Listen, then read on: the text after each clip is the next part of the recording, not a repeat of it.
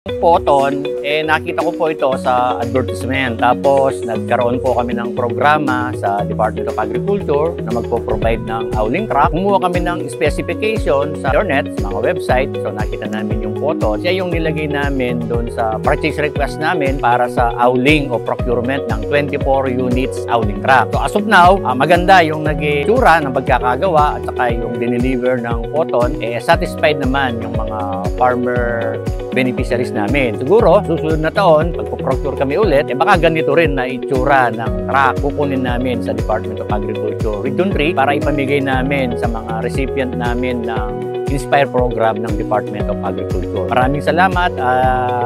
Kayo ang nakasama namin, nakapartner namin para i-implement namin ang programa ng department para sa distribution ng howling truck. So yung dealer po, ang nag-supply sa amin yung Quezon Avenue na ang kanilang authorized representative, Sir Mark.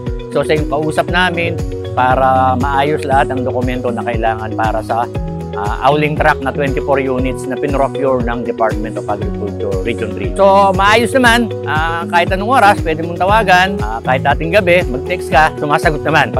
Kung kay Sir Mark, wala naman akong masasabi, proper coordination at saka yung mga inihingi naman namin na ibibigay.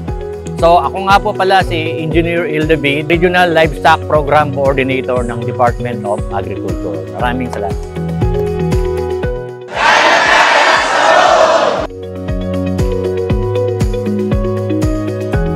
Alagang SJ Auto Group.